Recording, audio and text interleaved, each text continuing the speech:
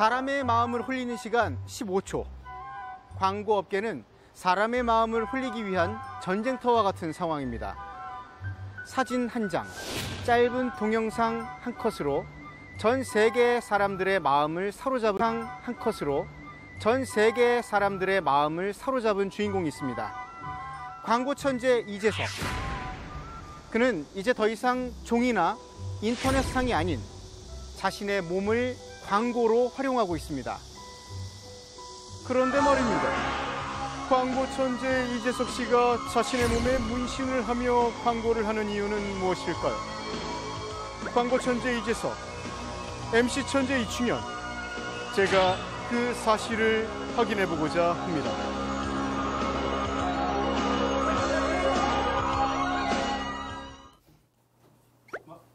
예, 안녕하세요. 네, 안녕하십니까. 네. 예, 만나서 반갑습니다. 예, 만나서 반갑습니다.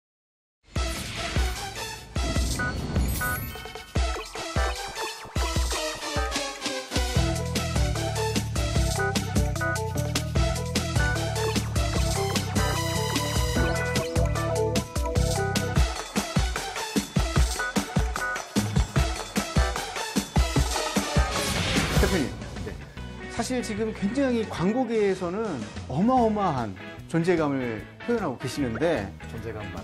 최근에 보니까 몸에다가 광고판화 시켜서 활용하신다고 들었는데 문신 예.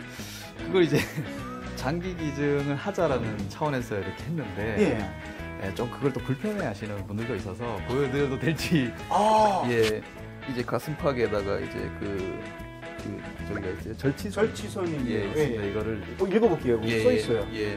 나눔 장기 조직 기증을 희망합니다. 이제 뇌사 상태가 되거나 하면 뭐 본인의 의사 표현을 못하기 때문에 이런 그 본인이 이렇게 장기 기증을 희망한다 뭐 이런 메시지도 될 수 있고 또 신체 일부가 이렇게 앞으로 이렇게 절개가 돼서 이렇게 그 이식이 될 수 있다 이런 메시지를 제 몸을 광고판 삼아서 이번에 한번 기획을 해봤습니다. 직접 운영하시는 사무실은 아니거든요. 여기 왜 와 계신 건가요? 여기가 이제 질병관리본부 이제 장기기증 센터예요. 여기서 그래서. 이제 국내에서 일어나는 모든 장기기증이라든지 이식에 대해서 이런 정보도 제공을 하고 직접 이렇게 연결도 시켜주고 그런 일들을 하고 있습니다.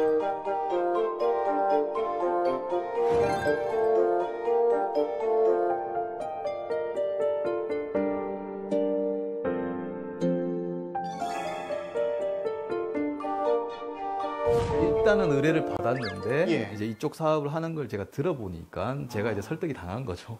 돈보다는 뭐 그런 걸 떠나서 일단은 저도 장기 기증에 대해 생각을 한 번도 해본 적이 없고 오히려 좀 부정적이었으나 그렇죠. 여기 와서 이렇게 그 좋은 정보들 이렇게 보니까 이거 참 의미가 있고 좀 괜찮다라는 좀 생각이 들어서 일단 제가 광고를 하려면 저부터가 설득이 돼야 되는 거거든요. 그래야 남을 설득을 하지 않겠습니까? 그렇군요. 그러다 보니까 몸으로 이렇게 9월 9일이 장기 기증의 날입니다. 9월 9일 장기 기증의 날 다시 한번 그 의미를 좀 같이 한번 생각해보는 시간이 됐으면 좋겠습니다. 그리고 지금 사실 장기 기증에 관련된 캠페인이 이번이 처음은 아니신 걸로 알고 있습니다. 어제 한 분이 우리 병원을 떠났습니다. 그리고 또 한 분이 떠났습니다. 그리고 또 한 분이, 그리고 또 한 분이, 그리고 또 한 분이, 그리고 또 한 분이, 그리고 또 한 분이, 그리고 또 한 분이, 그리고 또 한 분이 떠나갔습니다. 장기기증, 한 명의 선택으로 최대 9명에게 새로운 인생을 드립니다. 그 예전에도 이제 유사 기관들에서 이렇게 부탁을 했었는데 그때도 사실은 제가 공부가 좀 부족했던지 마음이 좀 이렇게 가진 않았던지 아니면 아이디어가 좀 부족했던지 좋은 결실은 많이 맺지를 못했어요. 그때는. 근데 저희가 또 저희가 하는 그 공익 광고 카테고리의 장점이 뭐냐면은 어떤 문제가 해결될 때까지 계속 어떤 그게 축적이 됩니다. 자살 문제나 뭐 헌혈 문제나 뭐 장기 기증 이런 것들은 그 인류가 계속 가는 동안에 계속 있는 문제들이기 때문에 형태가 달라질 뿐이지. 수년간 이제 계속 고민했던 것들이 축적이 되면서 이제는 좀 결실을 이제는 좀 맺고 싶다. 올해 좀 제대로 된 걸 한번 캠페인을 좀 선보이고 싶다는 욕심을 좀 하고 있습니다. 가장 큰 결정 요인이 바로 공부를 해보시면은 네. 뭐 한 5분만 이야기해도 뭐 의미 있는 거 바로 알 수 있습니다. 관심이 없기 때문에 저희가 예. 그걸 모르는 거죠. 그렇군요. 예.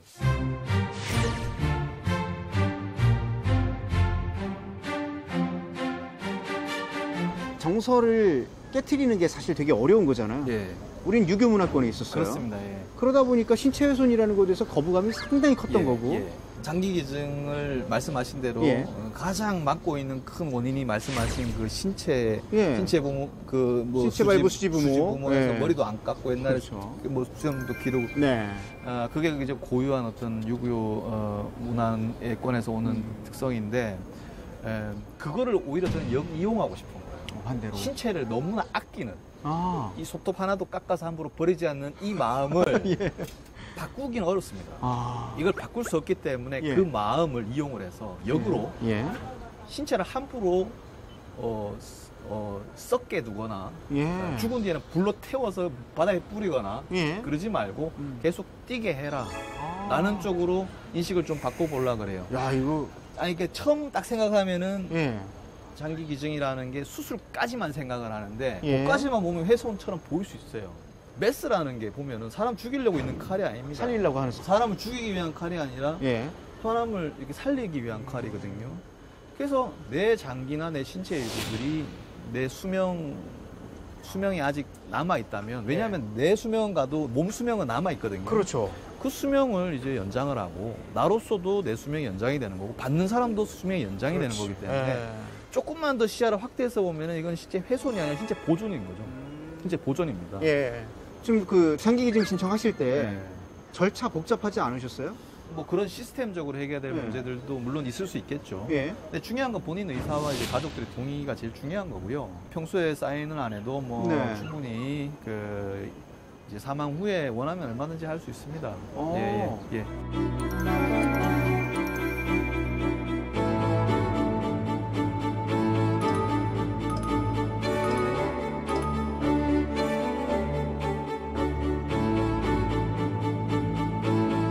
장기 기증을 결심하고 나서 나의 삶은 이렇게 달라졌다. 조금 삶의 태도가 이제 이전과 달라지는 것들은 있을 수 있어요. 그러니까 제가 가지고 있는 물건이라든지 네. 몸이라든지 제가 쓰는 동안에 열심히 최선을 다해서 쓰면 되는 거고 내 옷이든 차든 제 몸이든 그게 영원히 내게 될 수는 없거든요. 네. 어느 순간에는 잠시 쓰다가 두고 가야 되는 건데 그렇죠. 뭔가 소유에 대한 뭔가 제 인식이 조금 바뀌게 된 것 같아요. 예.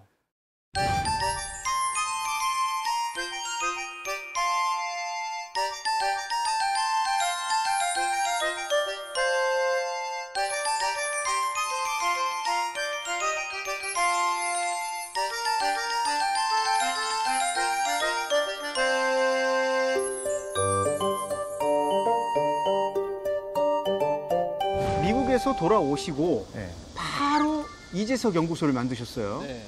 이유가 궁금합니다. 사실은 미국에 있을 때도 계속 그 이제 회사 일 외에 그런 뭐 시민 단체들이나 예. NGO들하고 많은 그 작업들을 했어요, 같이.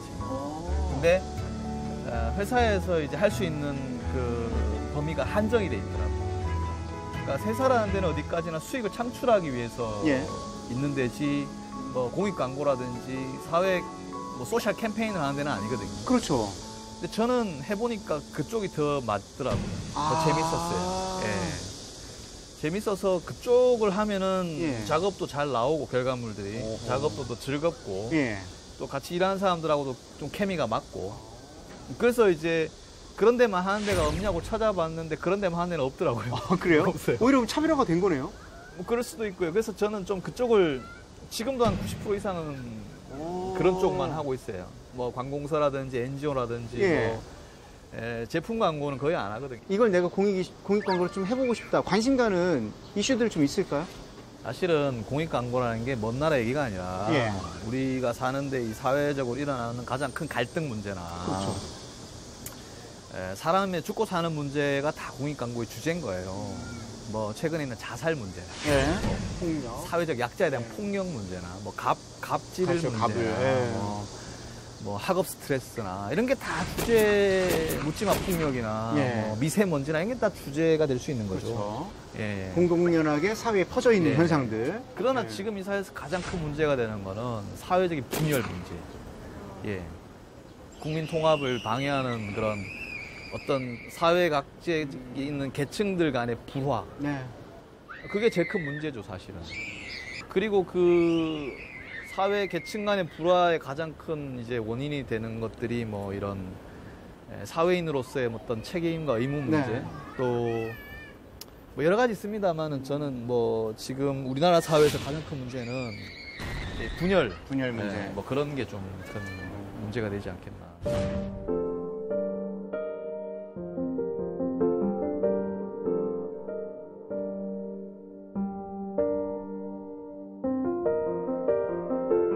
국민들에게는 희망을, 가족에게는 건강을 가져다 줍니다. 윤소맘 여러분,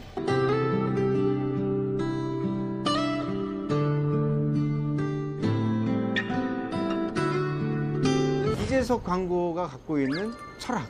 저는 항상 저희 작업자들한테 뭔 부탁하냐면 답을 10점 안에서 찾아라고 얘기를 해요. 10점 안에 답이 있는데 자꾸 7점, 8점으로 또 눈을 돌리거든요. 저는 10점 안에서 또 10점을 찾아라고 파고 들어가면 끝이 없습니다. 저희 작업을 보면 굉장히 단순한 게 있는데 뭐 최근에 보셨던 경찰 포스터나 그다음에 뭐 그런 광고들을 보면은 되게 단순하다 못해 60년대, 70년대 뭐 그런 뭐 새마을 운동 광고 뭐 그 정도 수준이거든요. 경찰 이거 얘기하시는 거죠, 이거? 112 110 그러니까 좀 그렇게 단도직입적으로 직관적으로 하면은 전달력도 높고. 그렇죠. 저는 그 굉장히 잘 만든 광고라고 생각을 하거든요. 저 완전 놀랐거든요. 그렇게 접근을 하면 되는데 이제 자꾸 뭐 유명 연예인들 불러다가 주제 다 가려버리고 제품이나 로고는 감춰가지고 안 보이고. 그러니까 저는 광고 보면 사실 한 70% 이상은 이해가 안 가요. 이재석 연구소의 모토? 세상 모든 것이 광고판이다라는 게 저희 모토입니다. 저희가 뭐 과거에 했던 작업들을 보면은 뭐 가로등에 광고를 하기도 하고요. 그렇죠. 화장실에 하기도 하고, 뭐 육교에 하기도 하고, 계단에 하기도 하고, 뭐 성냥갑 요만한 데 하기도 하고. 맞아요. 그걸 이제 하면서 저희가 좀 뭐 세계적으로 관심을 좀 받았던 거거든요. 뭐 수상도 하고. 권총의 굴뚝 뭐 이렇게 그런 것도 있고. 굴뚝에도 광고를 하고. 그런 부분들이 좀 뉴미디어 차원에서 좀 많은 사람들이 좀 관심과 이런 것들을 가지게 된 계기가 됐던 것 같아요. 나에게 좀 더 감동을 줬던 순간이라든지 그랬던 광고가 있다면 좀 한두 건 정도만 소개해 주시면 어떨까 싶기도 해요. 예전에는 제가 성과 위주로만 그 작업을 평가를 했습니다. 예를 들면 어떤 작업들이 더 많은 공모전을 수상을 했을까, 또 그리고 어떤 작업들이 더 많은 사람들한테 노출되고 그런 가시적인 성과를 가지고 작업을 평가를 했는데 지금은 제가 최초에 목표했던 제 목표치나 기대에 얼마나 많은 부응을 했느냐, 그리고 내가 그걸 인해서 얼마나 많이 성장을 했느냐, 그리고 그 나쁜 상황이 얼마나 더 나아졌느냐. 그래서 모든 작업들을 어떤 그 성공의 잣대에 맞춰서 불평가를 할 수는 없고요. 그 상황별로 제가 브리프를 받았을 때 그 과정도 굉장히 보람되고 결과도 나름대로 나빴는데 좀 더 나아지거나 그 과정들에서 오는 만족감이 이제는 좀 저한테는 더 큰 보상이 되는 거고요. 예전에는 뭔가 상을 받고 뭐 그걸로 인해서 뭐가 히트가 치고 뭐 이게 즐거웠는데 지금은 주어진 그 시간 안에 그 사람들하고 어떤 관계를 가지고 어떻게 쭉 했냐 그 과정을 전체가 하나의 작품이 되는 거죠. 예전에는 결과만 놓고 평가를 했는데 이제는 과정 자체가 즐거워야 되는 거죠. 광고를 준비하고 광고라는 걸 하고 싶어하는 젊은이들이 많습니다. 조언 좀 해주시죠. 제 솔직한 마음을 하자면 제가 처음에 매스컴에 막 유학생이 상을 떼거지로 받았다. 그렇죠. 뉴스 속에 나왔어요. 2007년도인데 사실은 10년이 지난 지금까지도 그와 견줄 만한 그 이탄은 없었습니다. 맞아요. 뭐 그게 제 자랑이 아니라 그런 게 더 많이 나와야 되거든요. 꼭 제 분야가 아니건 아니면 상이 아니라 뭐 다른 성과든 뭐든 뭐 꿈틀거리는 애들이 더 많이 나와야 되는 사회적으로 뭔가 막 개천에서 용이 막 나고 막 도발하고 들이받고 이런 애들이 더 많아야 되는 거예요. 근데 뭔가 그런 이단아들이 지금 많이 보이지 않는다는 거는 그만큼 사회가 지금 좀 정체되어 있다는 느낌을 많이 받아요. 그게 제가 안타깝다는 거고요. 그건 사회적 책임이 좀 있습니다. 네. 애들을 자꾸 길을 죽이고 밟기 때문에 그렇죠. 그게 있고 틀 안에 메워놓은 또 그들 스스로는 그럼에도 불구하고 피가 나도록 싸워야 되는데 그만큼 치열하지 못했다는 거예요. 그렇다면 자꾸 계속 새로운 것들을 시도하고 기존의 것들에 대해서 좀 저항하고 뭔가 이렇게 들이대고 들이박는 그런 좀 자세가 저는 좀 뭐 필요하지 않을까. 저희는 어떻게 바라보고 응원을 할 수 있을까요? 어떻게 응원을 하냐면요. 네. 뭔가 사회적으로 뭔가 다른 길을 걷거나 다른 목소리를 내거나 또 좀 뭐 이런 사람들을 야단하거나 비난하거나 왕따시키지 말고 그들의 어떤 그 존재를 인정을 해야 됩니다. 우리는 그 다름들 속에서 뭔가 새로운 게 나오는 거거든요. 네. 뭔가 안정된 수익 또 안정된 방법을 통해서 뭔가 뭐 편안한 길이나 뭔가 뻔한 답을 원하는 걸 저는 원치 않습니다. 뻔한 답은 나 말고도 할 사람이 많이 있거든요. 그렇죠. 예. 저희도 그걸 기대하지는 않습니다. 인생이 뻔하면 얼마나 재미가 없겠어요. 그럼요. 뭔가 모험을 하고 뭔가 도전을 하고 뭔가 새로운 걸 시도하고 그게 재밌는 거지. 9명한테 새 생명을 주거나 뭐 조직기증 같은 경우는 100명한테도 그게 혜택이 가는 거예요. 예를 들면은 내가 소방관이다, 뭐 의사다. 사람 목숨 하나 구하는 게 굉장히 어렵습니다. 예를 들면 물에 누가 빠졌어요. 뛰다가 한 명 구하는 게 굉장히 어려운 일. 근데 가만히 이렇게 해서 자기 몸 하나로 9명을 구한다는 거는 저 강물에 뛰어나서 9명을 안고 튀 나오는 거 그거 굉장히 힘든 일 아니겠습니까? 그래서 몸으로 할 수 있는 가장 큰 선행이 아닌가. 장기기증은 신체 훼손이 아니라 신체 보존입니다.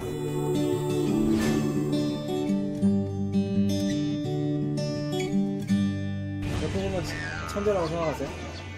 한 번씩 뭔가 벼락을 맞은 기분이 있습니다. 이게 뭔가 일을 하다가 전기를 맞았을 때는 그 순간은 그 순간만큼 정말 제가 천재적이라고 느낄 때는 제가 있어요, 스스로.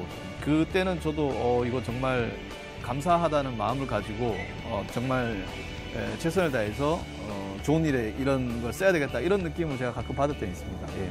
근데 그 능력이 제 거라고 생각하지는 않습니다.